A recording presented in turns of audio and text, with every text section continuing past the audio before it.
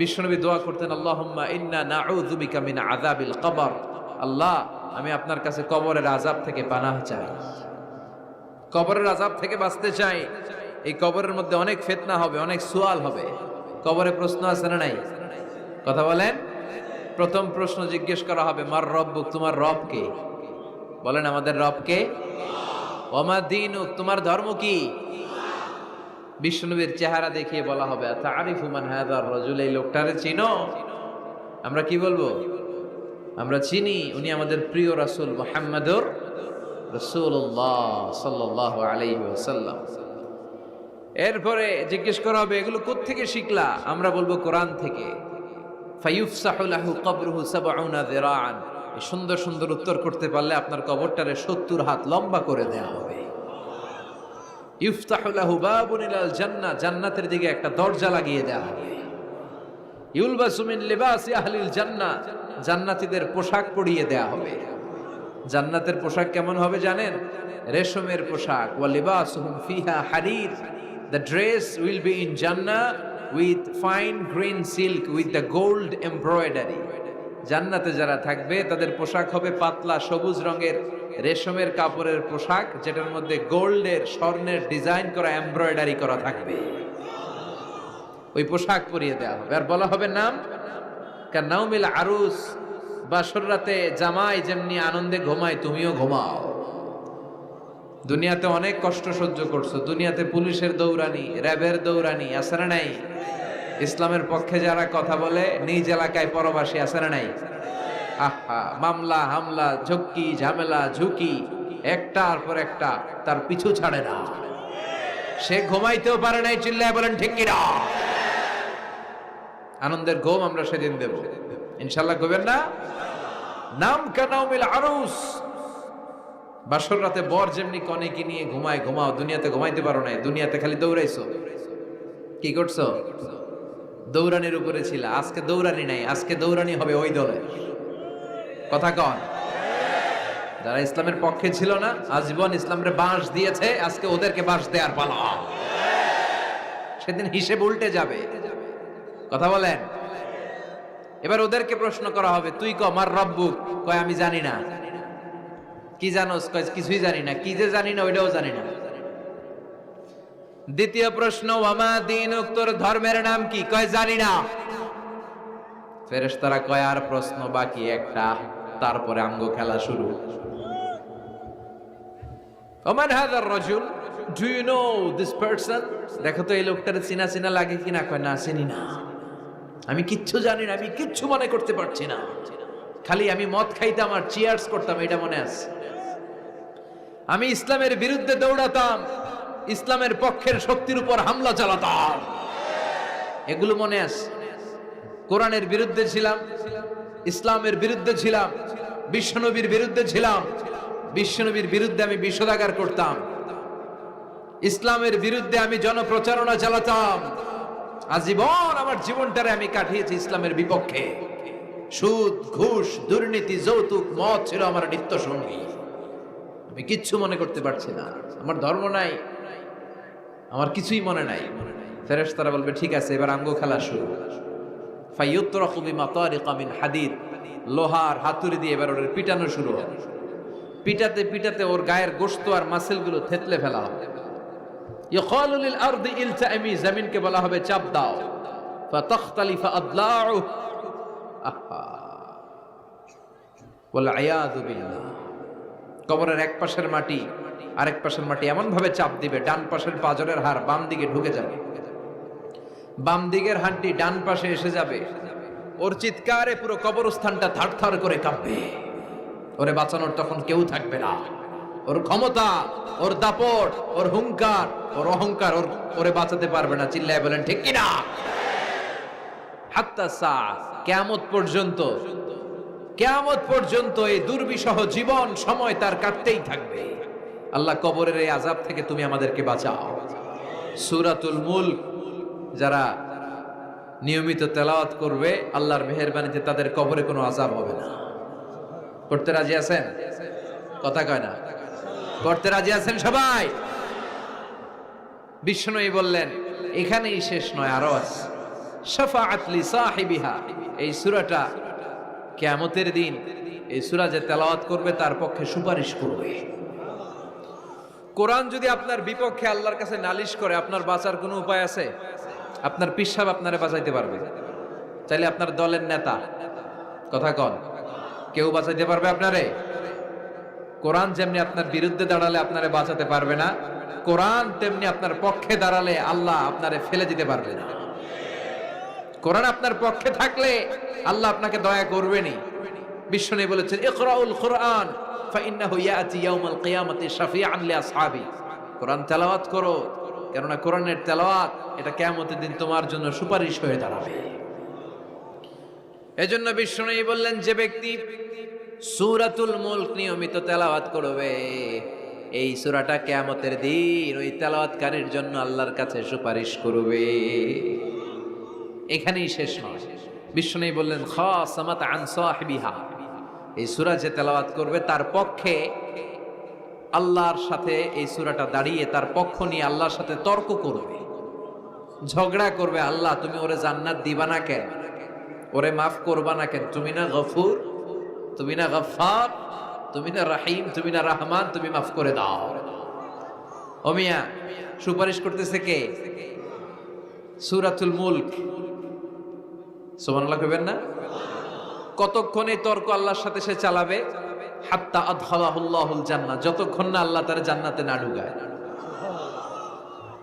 এখানেই শেষ নয়, বিশ্বনবী বললেন, মান কারাআ বিহা ফি লাইলাতিন ফাকাদ আকসারা ওয়া আতাবা, রাত্রি বেলায় যে এই সূরাটা তেলাওয়াত করবে পুরো রাতটাকে বরকতময় করে দিবে কে?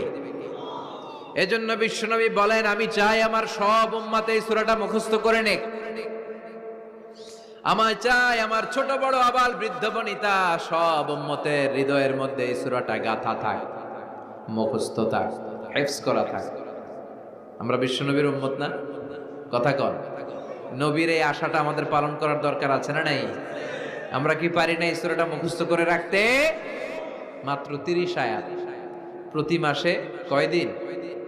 প্রতিদিন এক আয়াত করে মুখস্থ করলে লাগে কয়দিন? প্রতিদিন এক আয়াত করে মুখস্থ করলে 30 দিনে এই সূরা মুখস্থ করতে রাজি আছেন? সবাই রাজি আছেন তো? মনে থাকবে?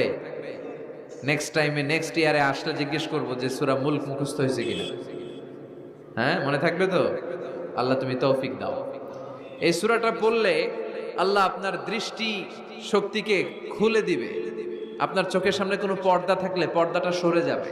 আপনি আল্লাহর মাহাত্ম্য বুঝতে পারবেন, আপনি আল্লাহরে চিনতে পারবেন, আপনি আল্লাহর অস্তিত্ব টের পাবেন। সুবহানাল্লাহ পড়েন। অনেকেই বলে যেটা দেখি না তা মানি না। যারা স্রষ্টাকে বিশ্বাস করে না তারা বলে আনসিন ইজ নাথিং, যেটা দেখা যায় না এটা বিশ্বাস করি না। নাস্তিক্যবাদের ছড়াছড়ি আছে না নাই? বাগেরহাটে কোনো নাস্তিক নাই মনে হয়, কথা কন। আছে আছে আছে। এত দাড়ি টুপি এগুলার ভিতরে ঢুকে কেমনে? ওগুলা পিছনে পিছনে থাকে, এগুলা আজীবন পিছনে পিছনে থাকবে। কথা বলেন। ইয়াং যুবক যারা আছে তোমরা একটা বই পড়বে, প্যারাডক্সিক্যাল সাজিদ, একটা বই আছে বাজারে, নাস্তিকদের বিভিন্ন প্রশ্নের জবাব। এই বইয়ের লেখক খুব ভালো করে ওই বইতে তিনি তুলে ধরেছেন। লেখকের নাম আরিফ আজাদ। এটা পড়লে শিক্ষিত যারা তাদের মনের মধ্যে এই ঘুরপাক করা প্রশ্নগুলোর উত্তর তারা পেয়ে যাবে। বইয়ের নাম প্যারাডক্সিক্যাল সাজিদ, আরিফ আজাদের লেখা। তো তার পাশাপাশি এই সূরাটা পড়লেও আমরা জানতে পারবো, কারণ এই সূরাটা হচ্ছে the surah is an eye opener for us all, আমাদের সবার চোখ খুলে দিবে এই সূরাটা। আমাদের ঘুমন্ত বিবেককে জাগিয়ে তুলবে এই সূরাটা। যারা বলে যে স্রষ্টাকে দেখা যায় না তাদের জন্য এই সূরাটা একটা মেডিসিন। আল্লাহ কেমন যেন এই সূরায় বলতে চায়, ওপেন ইউর আই, তুমি তোমার চোখ খোলো না একটু, you must find your God, তুমি তোমার আল্লাহরে খুঁজে পাবা। আপনি আকাশের দিকে তাকান, বাতাসের দিকে তাকান, জমিনের দিকে তাকান, আল্লাহরে খুঁজে পাবেন। সাইয়েদনা ইব্রাহিম তারার দিকে তাকালেন, বললেন মনে হয় এটাই আমার রব। পরে দেখে তারা নাই, কয় না না, আমার রব তো আমার ছেড়ে চলে যেতে পারে না। সাইয়েদনা ইব্রাহিম চাঁদ দেখলেন, পূর্ণিমার চাঁদ দেখে ভাবলেন তাহলে এটা তো তারার চেয়েও বড়, মনে হয় এটা আমার রব। পরে দেখলেন চাঁদও নাই। সাইয়েদনা ইব্রাহিম কয় আমিও আপনার লগে নাই। এরপরে সূর্য উঠলো, গগন বিদারী সূর্য পুরো জমিনটারে আলোকিত করে ফেললো। উনি বললেন হাদা আকবার, সূর্য অনেক বড়, তাহলে এটা আমার রব। পরে বিকেলবেলা যখন সূর্য ডুবে যায়, সাইয়েদনা ইব্রাহিম কয় না, আমার রব তো আমার ছেড়ে কোথাও চলে যেতে পারে। তখন তিনি চিন্তা গবেষণার মধ্য দিয়ে মহাসত্যের খোঁজ পেলেন। সুবহানাল্লাহ পড়েন। মহাসত্য হচ্ছেন একজন, চিৎকার করে বলতে হবে তিনি কে? সে আল্লাহ বলে, গোলাম, আমার অস্তিত্ব অনুভব করার জন্য তোমাকে ডজন ডজন বই পড়া লাগবে না, ডক্টরের ডিগ্রি লাগবে না। তুমি আমার সৃষ্টি করা এ বসুন্ধরার দিকে তাকাও, এই গাছপালা নেয়ামত রাজির দিকে নজর বুলিয়ে তাকাও। তুমি সাগর দেখো, তুমি পাহাড় দেখো, তুমি ঝর্ণা দেখো, ঝর্ণার কলকলো আওয়াজের ভেতরে আমি আল্লাহরে খুঁজে পাবা। কথা কন, ঝর্ণা দেখছেন কেউ কোনোদিন? বাগেরহাটে আছে? কোথায় যেয়ে দেখছেন? সিলেটে, হিমছড়িতে? আহা, ঝর্ণার সামনে দাঁড়ালে বোঝাই যায় একজন এটাকে নিয়ন্ত্রণ করছে। একজন আছে, একজন থাকা লাগবে, একজন থাকা চাই, যাকে ছাড়া মহাবিশ্ব এত সুন্দরভাবে চলতে পারে না। সাগরের দিকে তাকান। কক্সবাজারে গেছেন আপনারা?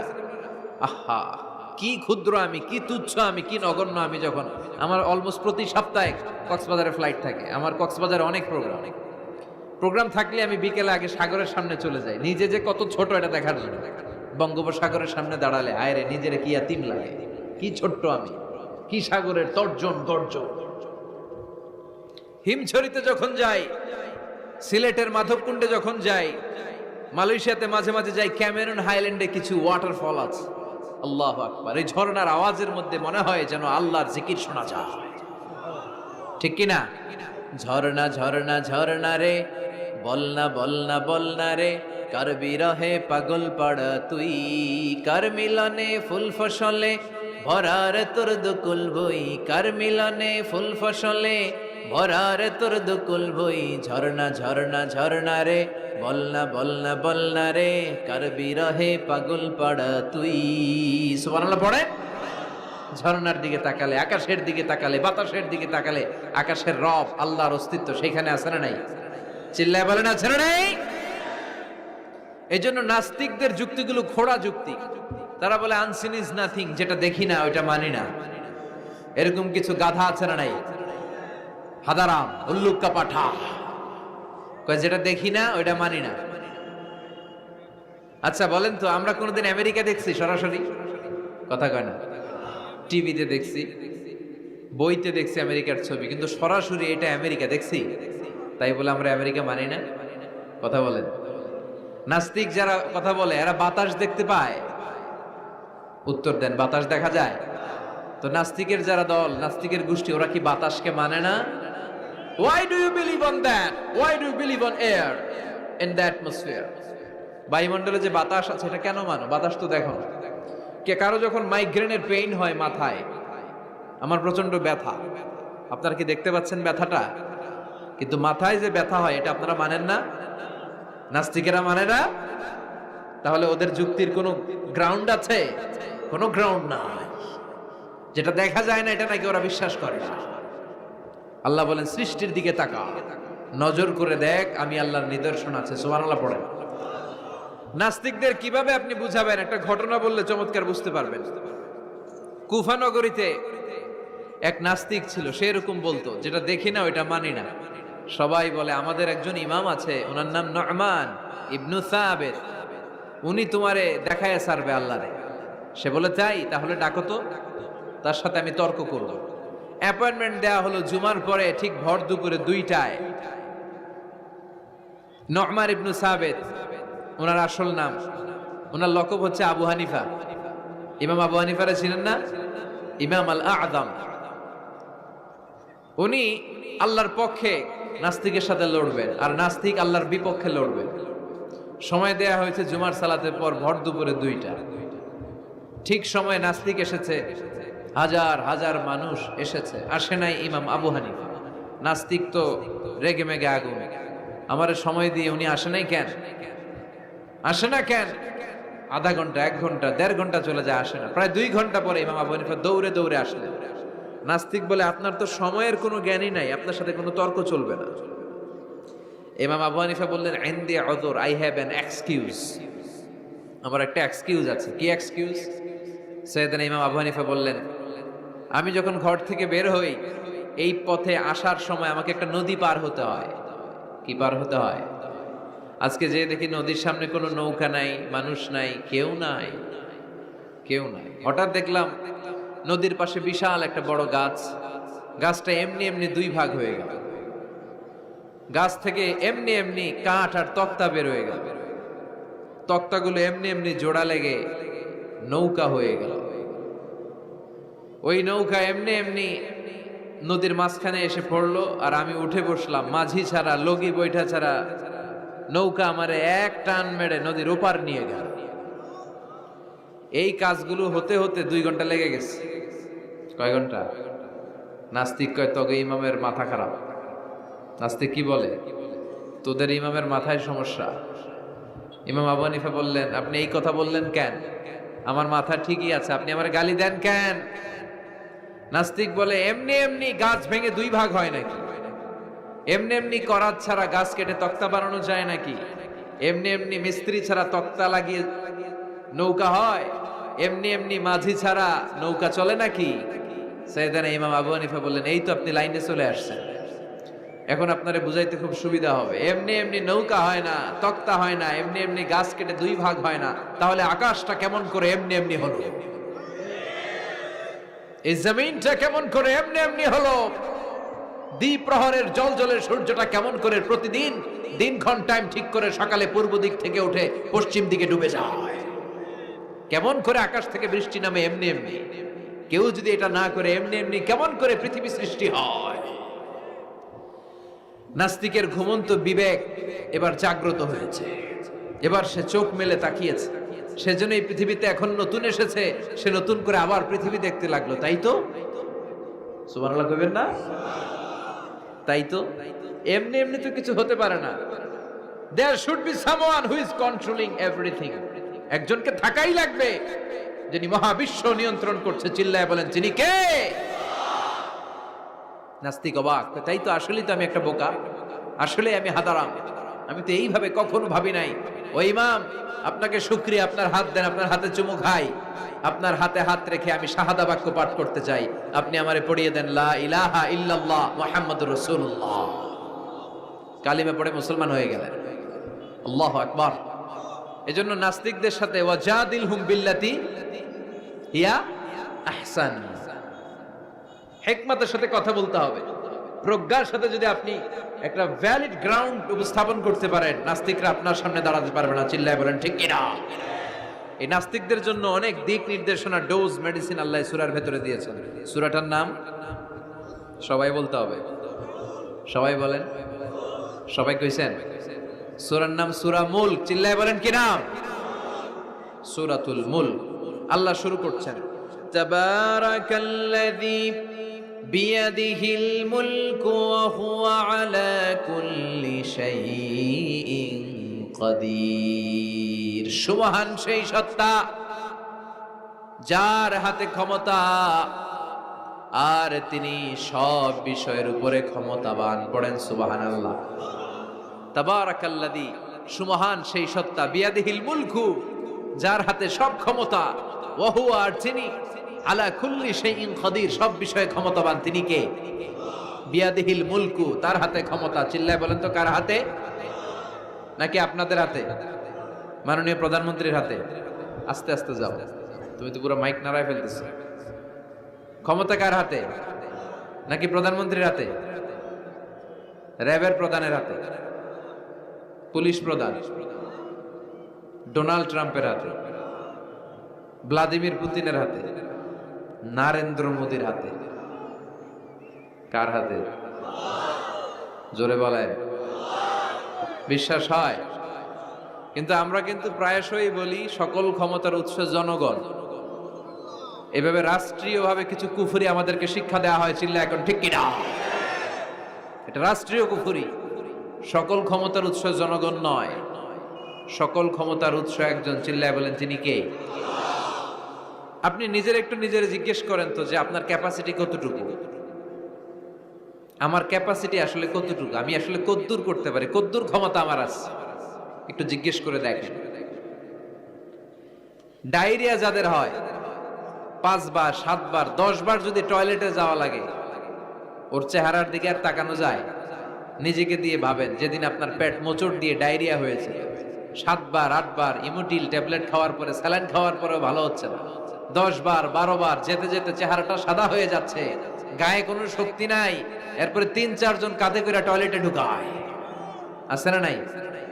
10 বার 12 বার টয়লেটে গেলে আর কোনো শক্তি নাই, কই আই মরে যাইও, আই আর হাইতান না, আরে মাফ করি দে, এরকম হয় না? তখন ভয় লাগে, মনে হয় যে আমি আসলেই মরে যাব, সবার কাছে বিদায় নেয়, আমারে মাফ করে দাও, আমি হয়তো বাঁচবো না। কত লিমিটেড পাওয়ার আমাদের, কত দুর্বল। 5 বার টয়লেটে গেলে চেহারার দিকে তাকানো যায় না, চেহারা ভেসকি মেরে থাকে এমনি। সে নাকি ক্ষমতার মালিক। আল্লাহ বলেন ওয়া খুলিকাল ইনসানু দাঈফা, তোদেরকে আমি দুর্বল করে বানিয়েছি। শুধু আমরাই দুর্বল না, আমি দুর্বল, আমার বাপ দুর্বল, আমার দাদা দুর্বল, আমার 14 গোষ্ঠী দুর্বল। আমরা দুর্বলের ঘরের দুর্বল। সবল হচ্ছে একজন, তিনি কে? এজন্য সকল ক্ষমতার উৎস কোন দৃষ্টিতে, কোন যুক্তিতেই টিকে না যে সকল ক্ষমতার উৎস নাকি মানুষ। এই কথাটা যুক্তির আলোকে টিকে? সকল ক্ষমতার উৎস কে? কি ক্ষমতা আছে আমাদের? কোনো ক্ষমতাই নাই। আজকে কেউ যদি পেছন থেকে চিৎকার দিয়ে বলে হুজুর প্যান্ডেলে সাপ, মজা করে বলছে, এতেই অনেকে খুঁজতেছে কই সাপ, কই সাপ। দেখছেন ক্ষমতার মালিক নাকি আমরা? আর আসলেই যদি 3-4টা সাপ ফস করে এদিক দিয়ে ফানা তুলতো, black mamba, king cobra, python, হ্যাঁ, এই সাপগুলো যদি ফস করে এখানে ঢুকতো, আপনাদেরকে খুঁজে পাওয়া যেত? এতক্ষণ স্লোগান চলে, এখন দৌড়, আছে না নাই? আহা, সাপ বাদ দেন, ভাউয়া ব্যাং চিনেন? অথবা কোলা ব্যাং? বাগেরহাটে কি বলে, কি করে? খালি লাফায়। 10টা ভাউয়া ব্যাং, 2টা স্টেজে আর 8টা প্যান্ডেলে ছেড়ে দেওয়া হলো, অবস্থাটা কি হবে জানেন? ভাউয়া ব্যাং আর কি লাভ দিবে? এর চেয়ে বড় লাভ দিবেন আপনারা, এর চেয়ে বড় লাফাইতে লাফাইতে আমরা ভাগবো। এই হচ্ছে আমাদের অবস্থা। নিজেকে একটু জিজ্ঞেস করেন যে how much capacity I belong, কতটুকু ক্ষমতা আমার আছে। আহা, মাঝে মাঝে বাসে যখন আমরা চড়ি, পেশাব চাপে না? কথা বুঝতেছে না বোধহয়। আমরা বাসে করে সফরে যাচ্ছি, পেশাব চাপে না? চাপে। ড্রাইভাররে অনুরোধ করার পরে ড্রাইভার বলে এই বাসের নিয়ম হচ্ছে ঢাকা টু কক্সবাজারে থামবে একবার, কয়বার? আরো 20 কিলোমিটার পরে ওইখানে থামানো হবে। ওই বেটার যান যায় যায় পেশাবের চাপে। এরকম পরিস্থিতিতে আমরাও জীবনে কালে ভদ্রে 2-1 পড়েছি কিনা? ওই সময়ের কথাটা একটু খেয়াল করেন যে আপনার কি অবস্থা হয়েছিল তখন। সে নাকি ক্ষমতার মালিক, সে নাকি সকল ক্ষমতার উৎস, যার 10 মিনিটের পেশাব আটকে রাখার ক্ষমতা তার থাকে না। এজন্য মানুষ কখনো ক্ষমতার উৎস হতে পারে না। চিৎকার করে বলতে হবে সকল ক্ষমতার উৎস কে? কি দুর্বল আমরা। মশা কামড়াইলে মশারে ধরতে পারি না, মারতে পারি না, দৌড়। মশা ওইরা কই চলে যায় খুঁজেও পাই না। কুত্তা এম করে কামড়াইলে আমরা কুত্তারে কামড়াইতেও পারি না। কথা বলেন, অসহায় হয়ে তাকিয়ে থাকি। আহা, কি দুর্বল আমরা, কি দুর্বল। কোনো ক্ষমতা নাই। তুফান, ঝড়, জলোচ্ছ্বাস, ভূমিকম্প হলে টের পাওয়া যায় আমরা কত দুর্বল। বাগেরহাটে মনে ভূমিকম্প হয় না? হয়। আহা, মাঝে মাঝে মাঝরাতে 3টায় 4টায় ভূমিকম্প হয় না? লোকজন দৌড়, কেউ লুঙ্গি সহ দৌড়, কেউ লুঙ্গি থুইয়া দৌড়, কারণ আগে জান বাঁচাতে হবে, এটা ফরজ। কি বিপদে আমরা পড়ে যাই, দৌড়। দুধের বাচ্চাটা পড়ে থাকে, ওরে কোলে নিয়ে দৌড় দিব, নাকি স্ত্রীকে ডাকবো, নাকি ভাড়াটিয়াদেরকে উঠাবো, নাকি ছাদ থেকে নিজেই লাফ দেব? ভূমিকম্প যখন শুরু হয়, আমেরিকায় যখন ভূমিকম্প শুরু হয়, ডোনাল্ড ট্রাম্প যে বিল্ডিং এ থাকে, ডোনাল্ড ট্রাম্প মনে হয় দৌড় দেন। কথা বলেন। আমাদের প্রধানমন্ত্রী যে বিল্ডিং এ থাকে, ওই বিল্ডিং এ যদি ভূমিকম্প হয়, কথা কন। আমি কই নাই কিন্তু, আপনারা কইছেন দৌড়। বাঁচার জন্য দৌড় দিতে হয়। আমি একটা ভিডিও দেখেছি, একটা টেলিভিশন প্রোগ্রামে, লাইভ প্রোগ্রাম চলছিল, সরাসরি সম্প্রচার। লাইভ বুঝেন? সরাসরি সম্প্রচারের প্রোগ্রাম। তো লাইভ প্রোগ্রাম, উপস্থাপক বসে আছে এদিকে, এদিকে অতিথিরা। ইন দ্য মিন টাইম শুরু হয়েছে ভূমিকম্প। উপস্থাপক মাইক থুইয়া দৌড়। অতিথিরা ওঠে নাই, অতিথিরা বসে আছে, কারণ মেকআপ টেকআপ সব শেষ, ক্যামেরা রেডি। একটু পরে ভূমিকম্প আরো বেড়ে গেল, এবার অতিথিরাও দৌড়। আহা, কি অসহায়, কি দুর্বল। ভূমিকম্প যখন শুরু হয় মানুষগুলো খালি দৌড়ায়, খোলা মাঠে যেতে চায়, বিল্ডিং টাওয়ার গুলো যেন গায়ের উপর থপাস করে না পড়ে বাঁচতে চায়। কি চায়? বাঁচতে চায়। যার বাঁচার জন্য লড়াই, ও নাকি ক্ষমতার মালিক। এটা বিশ্বাস করবে কেউ? কক্সবাজারে যখন তুফান শুরু হয়, জলোচ্ছ্বাস শুরু হয়, ওখানে একটা দ্বীপ আছে, পাহাড়ি দ্বীপ, নাম মহেশখালী। ওইখানে বৌদ্ধদের স্বর্ণ মন্দির আছে। সেখানে যখন তুফান 30 ফিট 40 ফুটের জলোচ্ছ্বাস হয়, ওই বৌদ্ধ মন্দিরের বৌদ্ধগুলো নিচে নেমে জিকির করা শুরু করে দেয় আল্লাহ। কার জিকির করে?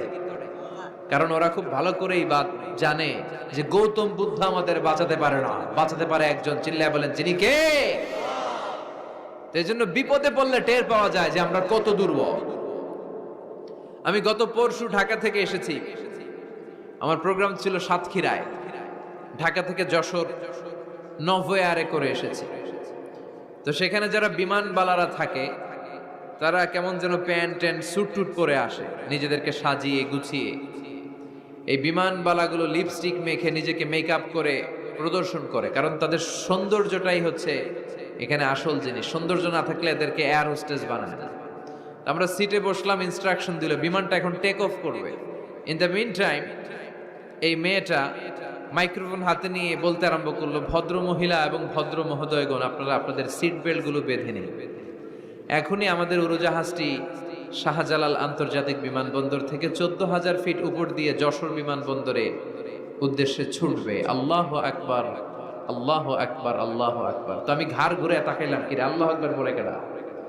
পরে তাকাই দেখি ওই মেয়েই পড়তেছে, কাগজের মধ্যে লেখা।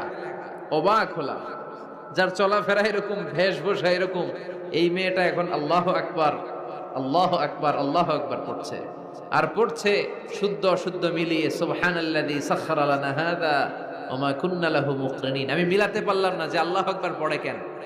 পরক্ষণে আমি বুঝলাম যে এইমাত্র বিমানটা গ্রাউন্ড ছেড়ে দিয়ে 14,000 ফিট উপরে উঠে যাবে। ওদের সবার খুব ভালো করেই জানা, ওই 14,000 ফিট উপরে আকাশের মাঝে আমাদেরকে বাঁচানোর কেউ নাই। কেউ আমাদেরকে, পুলিশ আমারে বাঁচাতে পারবে না, এয়ারলাইন্সের ম্যানেজার আমারে বাঁচাতে পারবে না, কোন সিকিউরিটি আমারে বাঁচাতে পারবে না, ফায়ার সার্ভিসের ওরা আমাকে বাঁচাতে পারবে না। ওই 14,000 ফিট উপর থেকে আমারে বাঁচাতে পারে একজন। চিল্লায় বলেন, যিনি কে? এটা খুব ভালো করে জানে, হিসাবটা খুব সহজ। এজন্য ওঠার আগে আল্লাহু আকবার লাগে, আর নিচে নামলেই দুম্মা চলে দুম। আছে না নাই? নিচে নামলেই কুছ কুছ হোতা হ্যায়। কথা বলেন, বিমান থেকে নামলেই কুছ কুছ হোতা হ্যায়। বিমানে ওঠার সময় আল্লাহু আকবার, আল্লাহু আকবার। কি অবস্থা আমাদের, কতটুকু ক্ষমতার মালিক। আসলে আমাদেরকে আল্লাহ তেমন কোনো ক্ষমতাই দেয় নাই, ক্ষমতার মালিককে। সে আল্লাহ বলছেন, তাবারাকাল্লাযী বিয়াদিহিল মুলকু ওয়া হুয়া আলা কুল্লি শাইইন কাদির। সুমহান সেই সত্তা যার হাতে ক্ষমতা। চিল্লায় বলেন, ক্ষমতা কার হাতে? তিনি আজীবন ধরে ক্ষমতার চেয়ারে আসীন, তার ক্ষমতার চেয়ার কেউ কেড়ে নিতে পারবে না। কথা বলেন, কথা কানাকে? বিএনপির ক্ষমতার চেয়ার কেড়ে নেয় আওয়ামী লীগ, আওয়ামী লীগের ক্ষমতার চেয়ার কেড়ে নেয় বিএনপি। এগুলো আমরা দেখছি না? এখন অবশ্য লম্বা সময় ধরে বাংলাদেশ আওয়ামী লীগ ক্ষমতার চেয়ারে আছে। হয়তো কোনো কারণে আওয়ামী লীগের পর আবার নতুন কোন দল ক্ষমতায় আসতে পারে কি পারে না। এভাবে পৃথিবীর রদবদল হয়। আজীবনের জন্য কেউ ক্ষমতার চেয়ারে বসে থাকতে পারে একজন ছাড়া। তিনি কে? আল্লাহ। সেই যে ক্ষমতার চেয়ারে বসছে, কেউ আল্লাহর ক্ষমতার চেয়ার কেড়ে নিতে পারবে? চিল্লায় বলেন, পারবে? এই পৃথিবীতে যারা ক্ষমতায় আসে তাদের কারো ক্ষমতার মেয়াদ 5 বছর। এই যে বাংলাদেশ আওয়ামী লীগ নতুন করে ক্ষমতায় এলো, মেয়াদ কয় বছর? কথা বলেন, 5 বছর। কোন কোন দেশে 10 বছর। আল্লাহ যে ক্ষমতার চেয়ারে বসছে, আল্লাহর ক্ষমতার মেয়াদ কয় বছর? 20 বছর। কি কয়? হ্যাঁ, 50, 100 বছর। কয় বছর? আজীবন মেয়াদ। সুবহানাল্লাহ কইবেন না? হুয়াল আউয়াল ওয়াল আখির ওয়াল যাহির ওয়াল বাতিন ওয়া হুয়া বিকুল্লি শাইইন আলীম। আল্লাহ বলে আমি প্রথম, আমি শেষ, আমি গোপন, আমি প্রকাশ্য। আমি চিরকালের জন্য ক্ষমতার চেয়ারে বসেছি, কোনোদিন এই চেয়ার আমি ছাড়বো না। ঠিক কি না? উনি আজীবন ক্ষমতার মালিক, উনি শুরু থেকে আছেন, শেষ পর্যন্ত থাকবেন। সুবহানাল্লাহ পড়ে। আমার কথা কি বোঝা যাচ্ছে? বুঝতে পারতেছেন? পৃথিবীর অনেক দেশে আবার ডেমোক্রেটিক সিস্টেমে ভোটে জিতে ক্ষমতায় আসতে হয়। যেমন আমাদের দেশ ডেমোক্রেটিক কান্ট্রি, ভোট যার বেশি ক্ষমতা তার বেশি, ভোট পেয়ে ক্ষমতায় আসে। তো আল্লাহ তো ভোটে জিতে মনে হয় ক্ষমতায় আসছিল না, ভোট ছাড়া আসছে, কারচুপি করে আসছে আল্লাহ।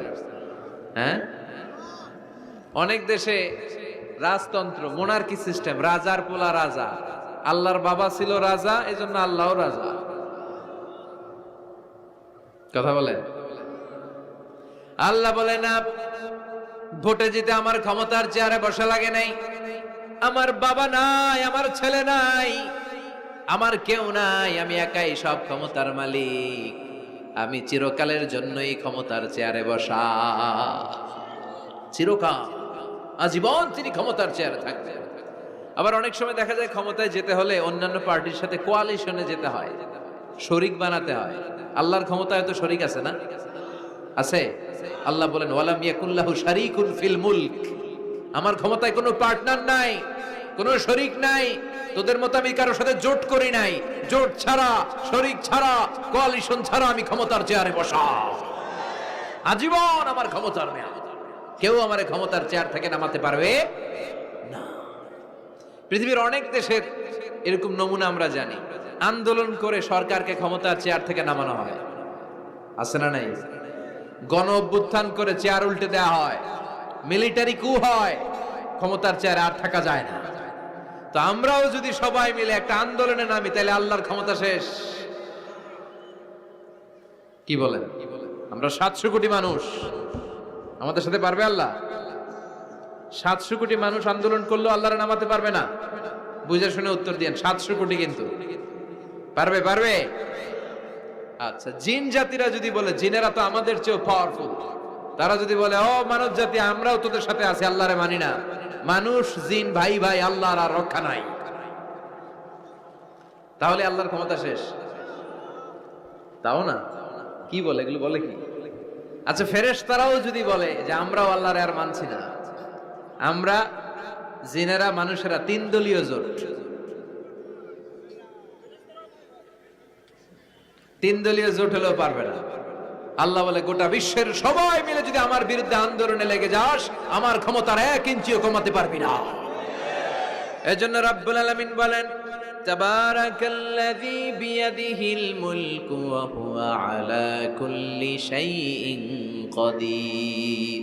সুমহান সেই সত্তা যার হাতে ক্ষমতা, ক্ষমতা কার হাতে? ওয়া হুয়া আলা কুল্লি শাইইন কাদির, তিনি সব বিষয়ের উপর ক্ষমতাবান। তিনি কে? তিনি চাইলে পাহাড়কে দরিয়া করতে পারে, তিনি চাইলে দরিয়াকে পাহাড় করতে পারে, তিনি চাইলে ধনীকে গরিব করতে পারে, গরিবকে ধনী করতে পারে, তিনি চাইলে সম্মানিতরে অপমানিত করতে পারে, আবার চাইলে অপমানিতরে সম্মানিত করতে পারে। তিনি কে? ফাআলুল লিমা ইউরিদ, তিনি যা ইচ্ছা তাই করতে পারেন, তার কাছ থেকে জবাবদিহিতা করার কেউ নাই, তিনি সবার কাছে জবাবদিহি চায়। চিল্লায় কোন ঠিক কিনা? সে আল্লাহ বললেন সুমহান সত্তা যার হাতে ক্ষমতা, তিনি সব বিষয়ের উপর ক্ষমতাবান। এজন্য আমাদের মনে রাখতে হবে আমাদের কোনো ক্ষমতা নাই, ক্ষমতার মালিক কে? আর কোনদিন বাগেরহাটের ভাইয়েরা জনগণ সকল ক্ষমতার উৎস, এই কথা বলবেন? মনে থাকবে? তাহলে আওয়াজ করে বলেন তো, সকল ক্ষমতার উৎস কে? সব কিছু করতে পারে কে? সব ক্ষমতার মালিক আল্লাহ। অনেক কথা আল্লাহ 30 আয়াতে বললেন, কয়টা বলবো? কিছু দূর যে আল্লাহ বলা শুরু করলেন ওয়ালাকাদ যায়্যানাস সামাআদ দুনিয়া বিমাসাবিহা ওয়া জাআলনাহা রুজুমান লিশ-শায়াতিন। সুবহানাল্লাহ পড়েন। আল্লাহ বললেন আমি নিকটবর্তী আকাশটারে তারা দিয়ে, আলো দিয়ে, মোমবাতি দিয়ে আলোকিত করেছি। I have beautified the closer sky with light and candles. আমি তারা দিয়ে নিচের আকাশটাকে সুশোভিত করেছি। তারা দিয়ে আমাদের আকাশটারে, মহাশূন্যটারে সুশোভিত করেছে কে? তারা চেনেন? চেনেন না? খালি আকাশের দিকে রাতে তাকালে কি দেখা যায়? তারা। রাতের বেলা তারার মেলা। এখন তো লাইটিং ফাইটিং এর যুগ, তারা চেনা যায় না। আগের লোকেরা তারা না দেখে কিছু করতে পারতো না। আগের মুরব্বীরা তারা দেখলেই বুঝতো কয়টা বাজে, ঘড়ি লাগতো না। আগের নাবিকেরা তারা দেখে তারা রাত কয়টা বাজে নির্ধারণ করে ফেলতো। সুবহানাল্লাহ পড়েন। কত ধরনের তারা আছে। শুক তারা নাম শুনছেন? ধ্রুব তারা শুনেছেন? সপ্তর্ষি মণ্ডল একটা আছে। অনেকে তারা চিনে না। গুটি গুটি গুটি গুটি 7টা তারা একসাথে দেখবেন, এটার বলে সপ্তর্ষি মণ্ডল। আল্লাহ বলে এই তারা দিয়ে আমি আকাশটারে সুশোভিত করেছি। এই তারাগুলো কিন্তু প্রথম আকাশে না, এই তারাগুলো প্রথম আকাশের মহাশূন্যে অবস্থিত। আমরা খালি চোখে যা দেখি এটা আকাশ নয়, এটা মহাশূন্য। এটা কি? বাগেরহাটের ভাইরা উত্তর করেন, এটা কি? এই মহাশূন্যের অনেক অনেক অনেক অনেক অনেক উপরে আকাশ। ওই আকাশ যে কত উপরে এটা নাসার বিজ্ঞানীরাও জানে না। শুরুতে আমরা দেখতে পাই প্রথম আকাশের মহাশূন্য, এর অনেক উপরে প্রথম আকাশ। তারপরে শুরু হয় দ্বিতীয় আকাশের মহাশূন্য, তার অনেক উপরে দ্বিতীয় আকাশ। তারপরে তৃতীয় আকাশের মহাশূন্য, তারপরে তৃতীয় আকাশ। এভাবে একটার চেয়ে আরেকটা বড়, একটার চেয়ে আরেকটা বড়। দ্বিতীয় আকাশের তুলনায় প্রথম আকাশটা কত ছোট শুনতে চান? আপনার হাতের আংটিটা যদি আপনি সাহারা মরুভূমিতে ছুঁড়ে ফেলে দেন, পৃথিবীর সবচেয়ে বড় মরুভূমির নাম কি জানেন? সাহারা মরুভূমি। এই সাহারা মরুভূমিতে আপনার হাতের আংটি ছুঁড়ে ফেলে দিলে পুরো মরুভূমির তুলনায় আপনার হাতের আংটি যত ছোট, আল্লাহর দ্বিতীয় আকাশের তুলনায় আল্লাহর প্রথম আকাশটা ঠিক তত ছোট। একটার চেয়ে একটা বড়। তারপর আমরা নিজেরা বড় বড় করে দাবি করি। এই যে আজকের প্যান্ডেলে এত মানুষের সমারোহ হয়েছে, তাকালে মনে হয় না যে কত বিশাল জায়গা? কথা বলেন, বিশাল মনে হয় না? পিল জঙ্গ এইটারে যদি এত বড় মনে হয়, তাহলে পিল জঙ্গটা কত বড়? হ্যাঁ, আরো। এইটার চেয়ে নিশ্চয়ই বাগেরহাট বড়। কথা কয় না? বাগেরহাটের চেয়ে নিশ্চয়ই পুরো বাংলাদেশটা বড়। বাগেরহাট হলো 64 জেলার এক জেলা। 64টা জেলা মিলে সুজলা সুফলা আমাদের এই বাংলাদেশ। বাংলাদেশ হচ্ছে পৃথিবীর সবচাইতে বড় দেশ। হ্যাঁ, এরা দেখি আমার সব কথার সাথে খালি দ্বিমত করে। বাংলাদেশ সবচেয়ে বড় দেশ না? কত ছোট জানেন? মানচিত্রে বাংলাদেশ লেখার জায়গাটাও আমরা পাই না। বাংলাদেশ এটা লিখতে গেলে BAN পরে ইন্ডিয়ার উপরে, GLA পরে বাংলাদেশের উপরে, আবার DESH পরে আবার ইন্ডিয়ার উপরে। আমাদের বাংলাদেশটা এত ছোট, বাংলাদেশ লেখার জায়গাটাও মানচিত্রে আমাদের জন্য নাই। এত ছোট দেশ, এত ছোট। ইন্ডিয়া প্রায় 20-25 গুণ বড় আমাদের চেয়ে। আমেরিকা, কানাডা শতগুণ বড়। রাশিয়া একটা দেশ আছে কয়েকশো গুণ বড়। এরকম 200টা বিশাল দেশ মিলে পৃথিবী। 200টা দেশ মিলে পৃথিবীর 30 ভাগ, বাকি 70 ভাগ শুধু পানি। বাকি 70 ভাগ কি? এই স্থল আর জল মিলে আমাদের পৃথিবী। তাহলে আজকের এই প্যান্ডেলের জায়গার তুলনায় পুরো পৃথিবীটা কত বড়? সুবহানাল্লাহ কইতে পারলেন না? তাহলে এই পৃথিবীটা আমাদের কাছে এখন পর্যন্ত যেটা আমরা আলোচনা করলাম বোঝা গেল অনেক বড়, এত বড় পৃথিবী। কিন্তু আমরা শুনতে পাই যে সূর্যটা আমরা দেখতে পাই দিনের বেলা, ওই সূর্যটা নাকি এই বিশাল পৃথিবীর চেয়ে 13 লক্ষ গুণ বড়। চিন্তা করতে পারেন? খালি তো মাথা নাড়াইতেছেন। আসলে কি আমরা চিন্তা করতে পারি? 13 লক্ষটা পৃথিবী সূর্যের মধ্যে রেখে দেওয়ার জায়গা করে দিয়েছে কে? 9,30,00,000 মাইল দূরে সূর্য 8 মিনিট 18 সেকেন্ড সময় নিয়ে নেয় আলো পৌঁছাতে। এত বিশাল সূর্য। তার মানে কি সূর্যটাই সবচেয়ে বড়?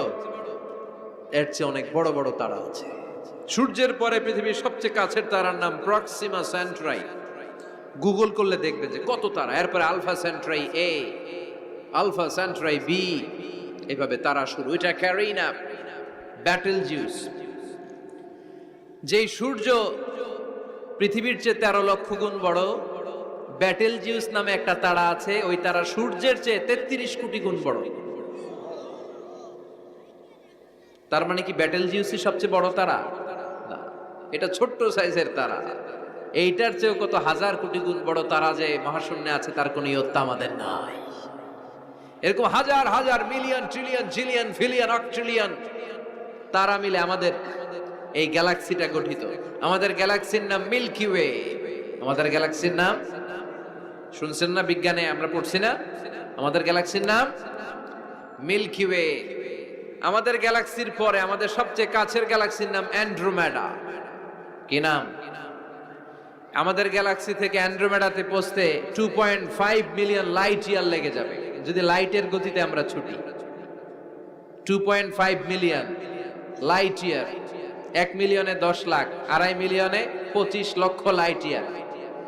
এই পৃথিবীতে সবচেয়ে দ্রুতগামী যে জিনিসটার আবিষ্কার হয়েছে সেটার নাম আলো। সেটার নাম সবাই বলেন। আলো সবচেয়ে দ্রুত ছোটে। কত দ্রুত জানেন? 1 সেকেন্ডে 1,86,000 মাইল বেগে ছোটে। 1 ঘন্টায় না, 1 মিনিটে না, এক সেকেন্ডে ছুটে কদ্দূর? আরে 1 সেকেন্ড কইতে তো 2 সেকেন্ড লাগে। 1 সেকেন্ড এটা বলতে বলতে 2 সেকেন্ড লেগে যায়, কিন্তু 1 সেকেন্ডে নাকি সে 1,86,000 মাইল দূর চলে গেছে। এই আলোর গতির গতি সম্পন্ন একটা রকেট যদি কেউ বানাতে পারে, যে রকেটটাও আলোর মতো সেকেন্ডে 1,86,000 মাইল বেগে ছুটবে, এরকম রকেট যদি বানানো যায়, তাহলে এই রকেট দিয়ে আমাদের গ্যালাক্সি থেকে আমাদের প্রতিবেশী গ্যালাক্সি অ্যান্ড্রোমেডাতে পৌঁছতে 25 লক্ষ বছর লেগে যাবে। সুবহানাল্লাহ বাড়িতে যায় বলবেন সবাই, চিৎকার করে পড়েন আল্লাহু আকবার। সে আল্লাহ বললেন, লাকাদ যায়্যানাস সামাআদ দুনিয়া বিমাসাবিহা ওয়া জাআলনাহা রুজুমান লিশ-শায়াতিন। আমি তোমাদের জন্য দুনিয়ার আকাশটারে সুন্দর সুন্দর তারা দিয়ে সুশোভিত করেছি। এরকম বিশাল বিশাল তারা দেখতে তো মনে হয় ছোট্ট একটা ডটের মতো না, একটা ফোঁটার মতো মনে হয় না তারাগুলা? এত বিশাল বিশাল তারা মহাশূন্যে রেখেছে কে? চিল্লায় বলেন কে? এরপরে এই সূরার মাঝে মাঝে এসে আল্লাহ বললেন, হুয়াল্লাযী জাআলা লাকুমুল আরদা যালুলান ফামশু ফি মানাকিবিহা ওয়া কুলু মির রিজকিহি ওয়া ইলাইহিন নুশুর। আল্লাহ বলে, আমারে তোরা চিনিস না? চিনে নে, আমি হলাম এমন সত্তা, আমি তোমাদের জন্য জমিনটারে সমতল বানিয়ে দিয়েছি, তাই যেখানে মন চায় তোমরা সুন্দর করে হেঁটে হেঁটে যেতে পারো। তার মানে এই নয় যেখানে খুশি সেখানে যাবা, শেষকালে আমার দিকে ফিরে আসতে হবে, ঠিক কি না? মিনহা খালাকনাকুম ওয়া ফিহা নুঈদুকুম ওয়া মিনহা নুখরিজুকুম তারাতান উখরা।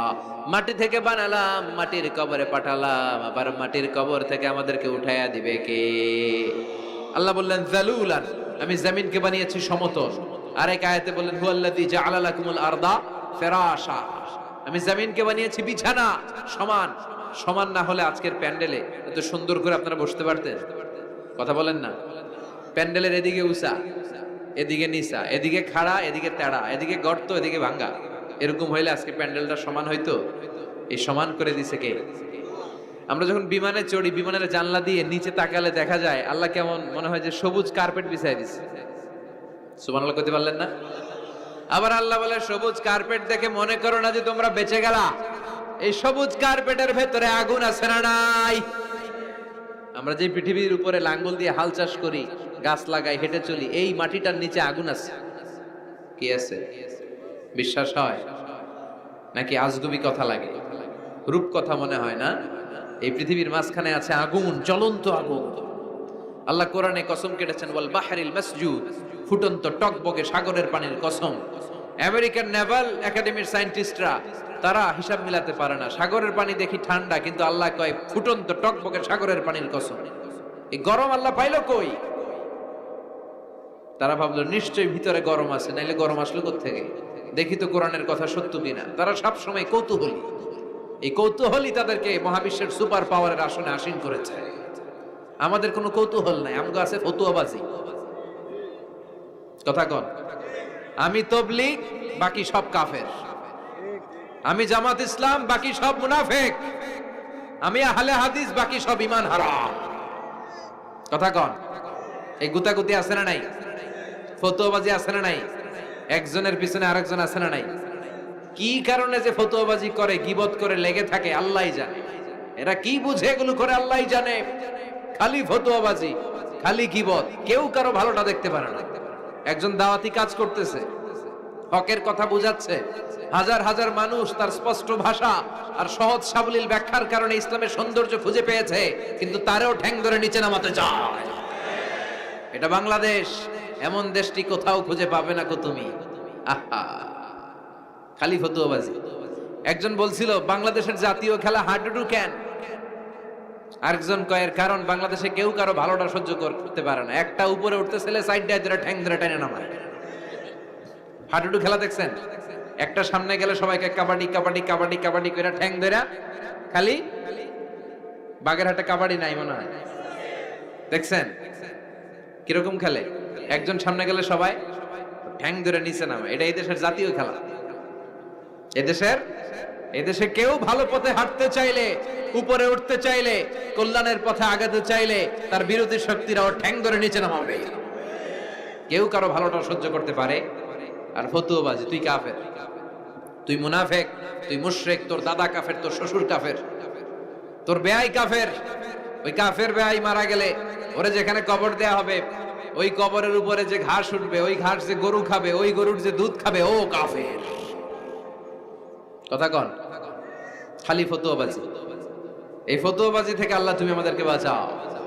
আমরা যেন হৃদয়টা প্রশস্ত করে একে অপরকে মুসলিম ভাই মনে করে বুকে টানতে পারি। আমরা খালি পিছাই, সর। বিশ্বনবী আসছে কাছে টানার জন্য, আমরা খালি পিছাই, খালি পিছাই, খালি অন্যের দোষ খুঁজি। নিজের মধ্যে যে কত দোষ, নিজের মধ্যে দোষের শেষ নাই, ওইদিকে কোনো চিন্তা নাই।